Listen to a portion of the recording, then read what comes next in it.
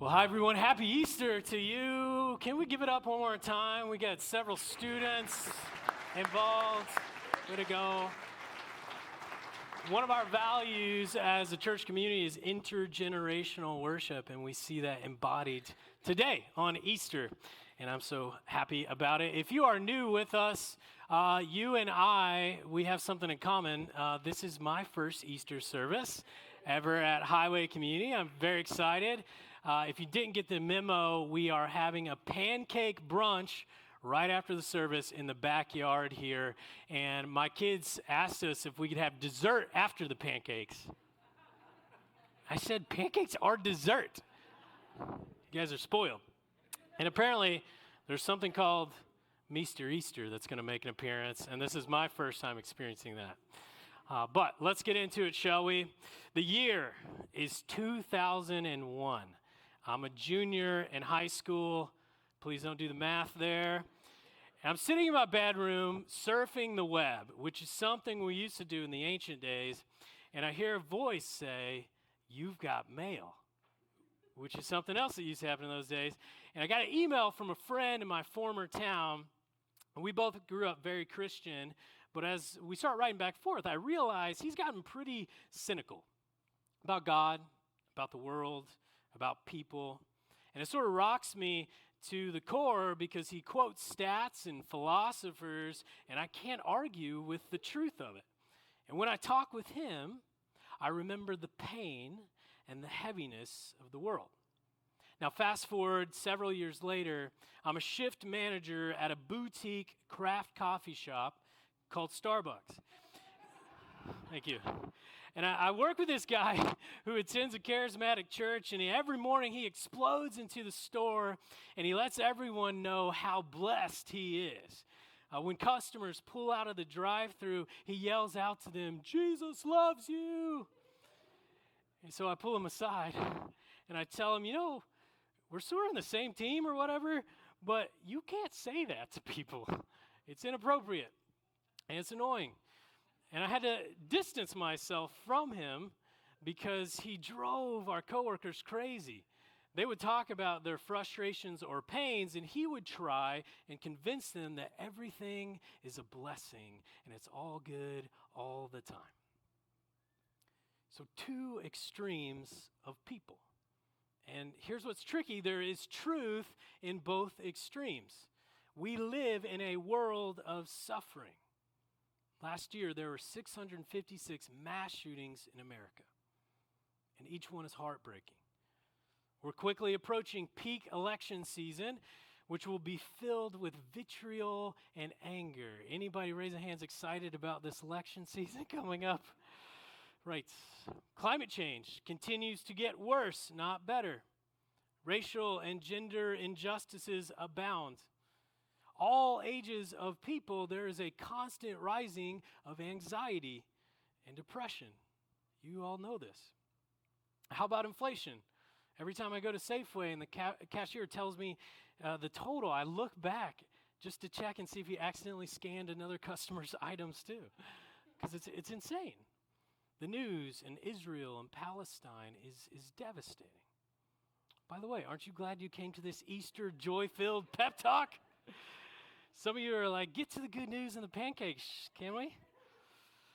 These are real things. You and I know them. We feel them. This is our present reality. But the other extreme is true too. Life expectancy has doubled in the past century to a high of 72 years old. 2 centuries ago, 8 in 10 people lived in extreme poverty. Today, it's fewer than 1 in 10. That's amazing. War, disease, and natural disasters claim fewer lives than any point in history. In 1800, we talked about this last week, nearly half of all children died before the age of 5.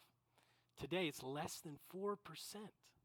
2 centuries ago, 88% of the world's population was illiterate. They couldn't read. Now it's only 10%. It's amazing. We can get fresh food delivered to our houses. Technology cuts down on work and house chores. We live in utopia. #blessed.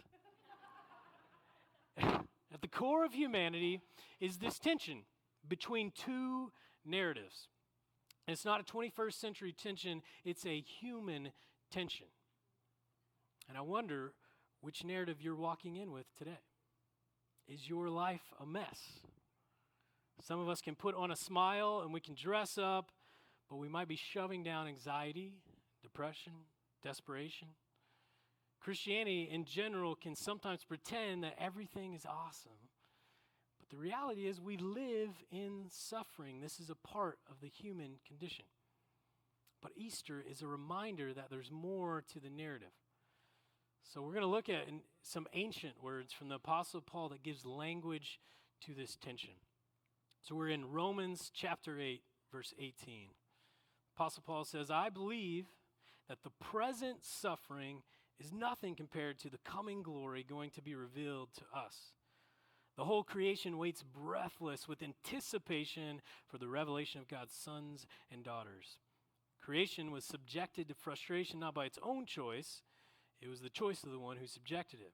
But in the hope that the creation itself will be set free from slavery to decay and brought into the glorious freedom of God's children. We know that the whole creation, I want to say this word out loud together, the whole creation is groaning together and suffering labor pains up until now. And it's not only the creation, we ourselves who have the Spirit as the first crop of the harvest also groan inside. The Apostle Paul gives us a few images here to break down. And the first is, according to him, he agrees that the world is full of suffering and frustration. And this word, groaning. Now, groaning is something you only understand if you have had deep pain. Groaning is something we do when we don't have the words to express. After the Civil War, there was a new kind of music emerging in the South, and the singers of this music were descendants of slaves, and elements can be traced back to African origins, and it was called the blues. And blues referred to blue or bent notes used to express emotion. The music was less about the lyrics and more about embodying sadness and pain. Many of the original blues songs express the suffering of slavery and injustice and endless toil. There's an old blues song that's called Groaning the Blues. It was written in the early 1900s, and it was redone by Eric Clapton. So real quick, I want us to watch a clip of this, and this is music you have to feel, not just listen to. So let's watch this together. It's so heavy.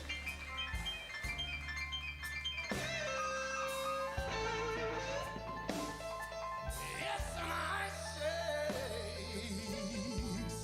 down in my bones.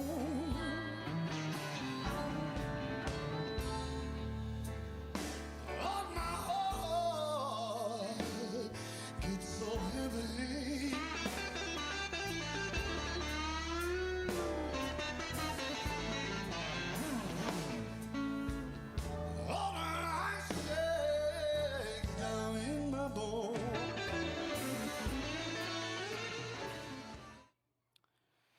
Lyrics here are simply, my heart gets so heavy, Lord, I shakes down in my bones. Can you relate to that? The feeling of a heavy, heavy heart. Is there something relationally, emotionally, spiritually that you're carrying this season?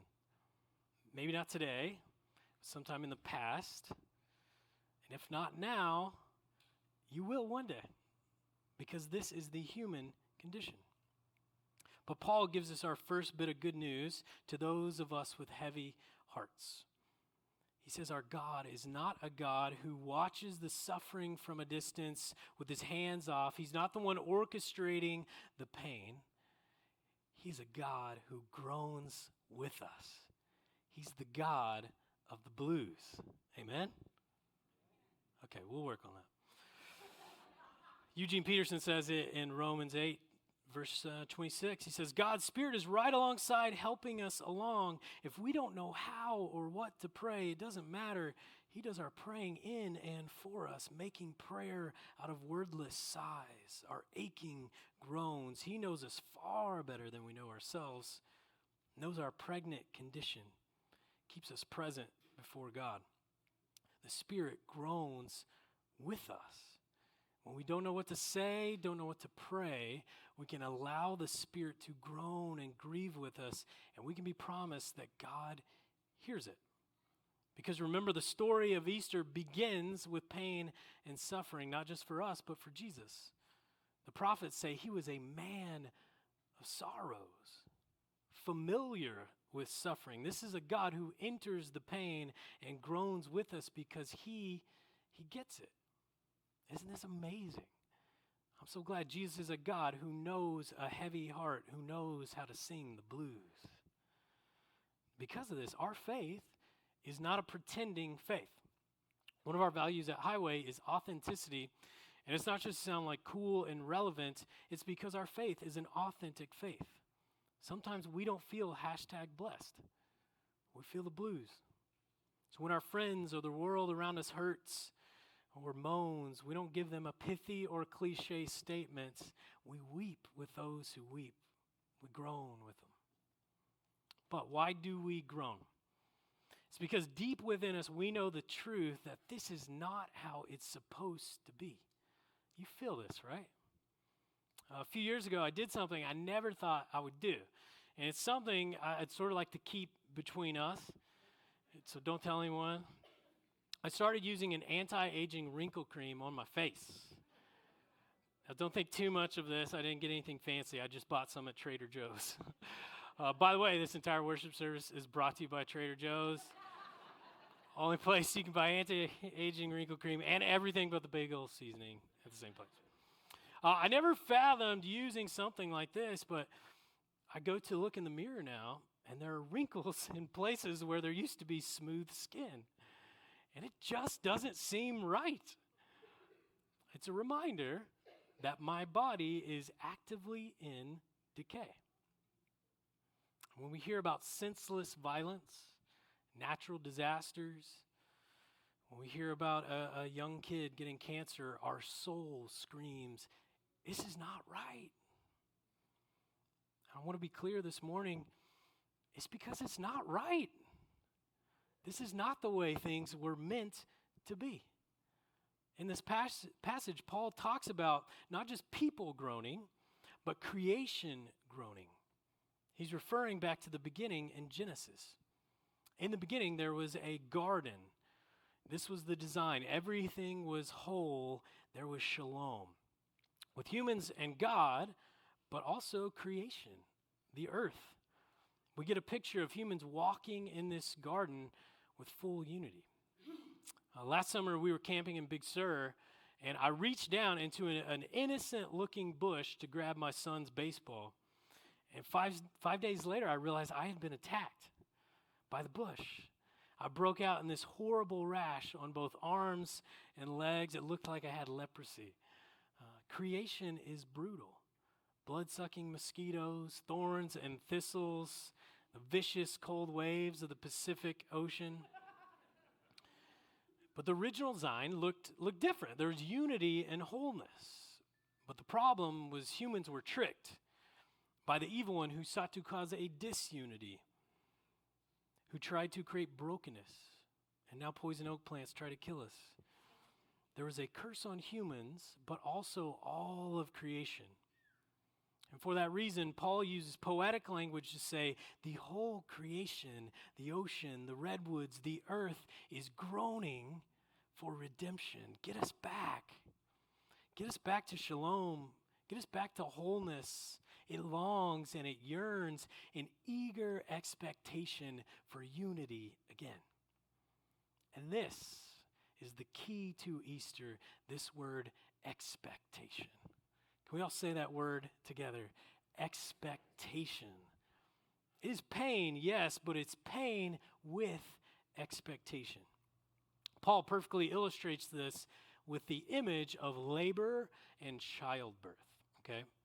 We have 3 kids, so I've spent a lot of time in labor and delivery rooms. And half of you are going to hate me here, including my wife, But I got to be honest, it's sort of fun. Hear me out. Hear me out. You get to spend a couple of nights in a room with your spouse. It's sort of like a hotel. You get room service.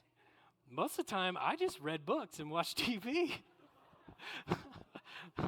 Really, my main role was walking to the kitchen to get more ice chips, and it was walking these halls that made me remember that this was no Ritz-Carlton, because the halls sounded like a horror movie. Yelling and screaming, weeping and gnashing of teeth. And obviously I am joking, but I can't imagine how hard and painful it is to give birth. And some of you are like, yeah, you definitely can. The suffering, the labor, and of course, the groaning. But even in the pain, there is an expectation, right? It's the hope of new life, new creation. The labor and pregnancy doesn't last forever. There's an expectation of new life. And that's where the resurrection comes in. Paul is referencing this common Jewish belief that time could be split into two periods, the present age and the age to come. The present age started in Genesis 3 and is filled with suffering and decay, but eventually at the end of history, Yahweh would intervene, everyone would be resurrected, and there would be the age to come. But the resurrection disrupted this narrative because it came in the middle of history, and it wasn't everyone, it was one person who was resurrected. And so it's almost like Jesus created a portal from the age to come and now. Through his death and resurrection, he has defeated the curse, and he has made a way to this kingdom. He's brought hope into a world of suffering. J.R.R. Tolkien, the author of The Lord of the Rings, created a word that he calls eucatastrophe.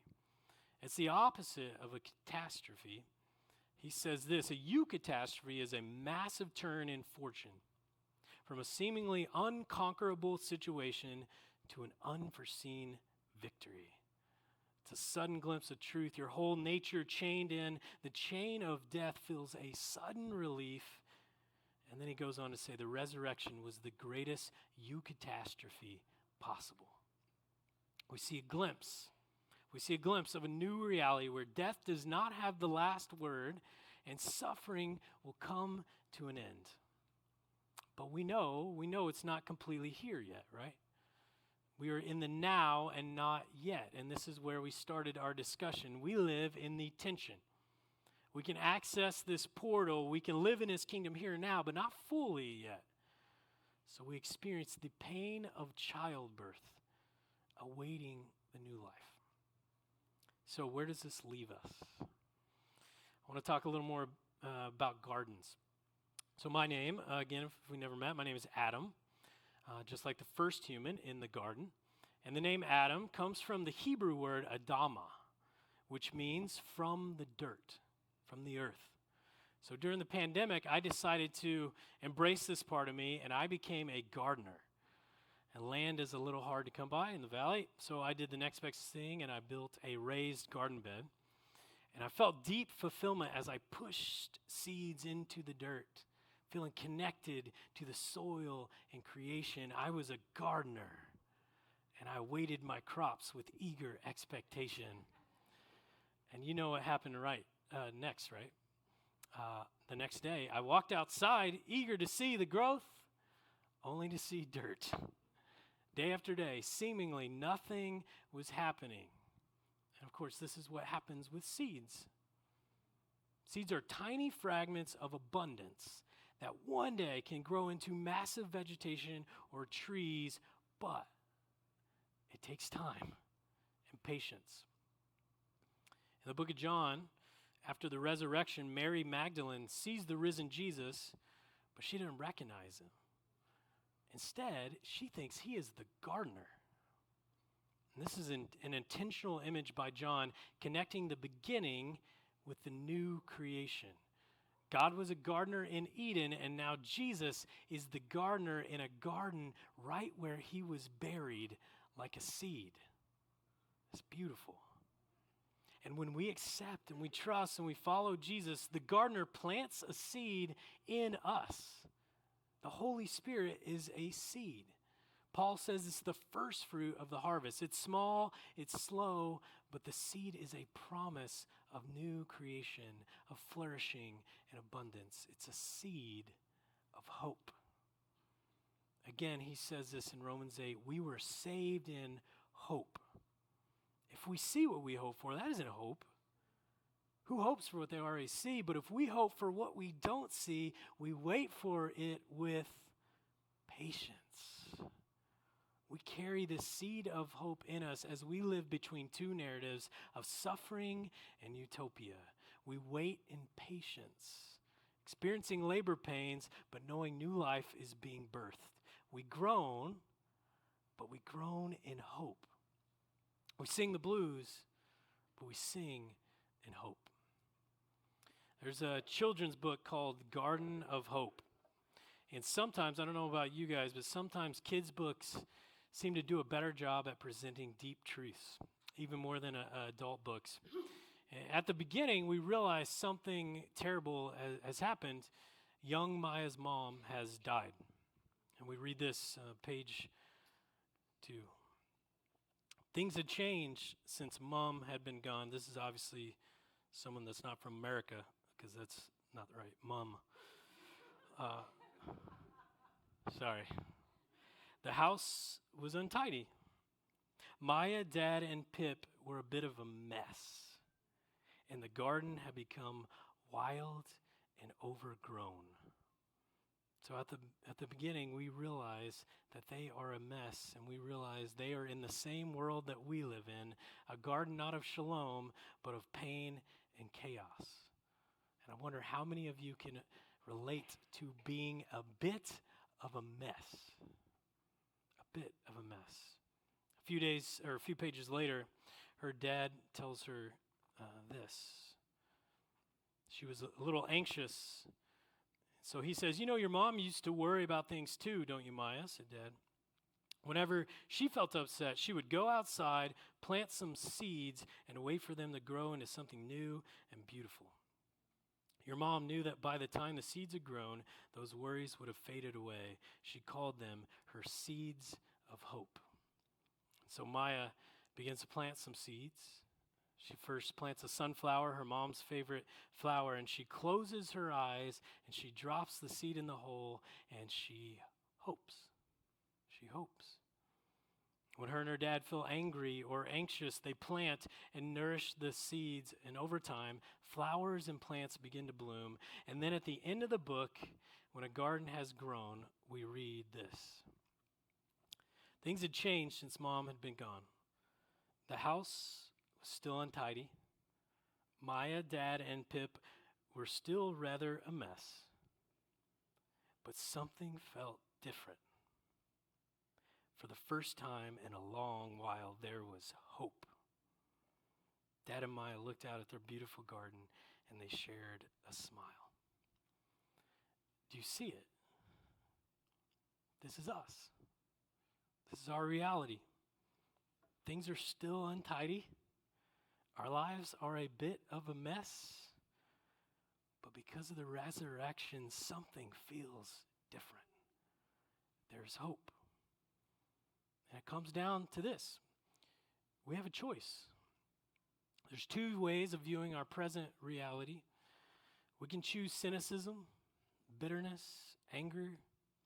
And honestly, it's easier to be cynical about the world, about the state of the church, about others. We can view life as ultimately a cold, dark, random place, just logic and particles and death and taxes. Or we can choose to believe in the mystery and the wonder and the magic of the resurrection that says death has been defeated and does not belong anymore. A portal has been opened, a seed of hope planted. We can believe that every blooming flower, every ray of sunshine is a reminder that God's good world is here. And will continue for eternity. And one day, there will be a full reunion. The groaning will end, and we won't sing the blues. we will sing in celebration. So I'm going to invite the band back up, and we're going to end in a song of celebration. And as they're walking up, just going to make this caveat. I know we're in Silicon Valley. We love our brains a lot. But something about music that captures our emotions and our bodies. So I want us to spend this time to actually celebrate, to express our joy in our celebration. So let's all stand together, and we're going to sing this line again from the song we learned. I just want to invite you to sing with full voices, full hearts. Death is defeated. Death does not have the last word. Jesus is victorious. This is reason to smile. This is reason to sing out loud. Let's sing together.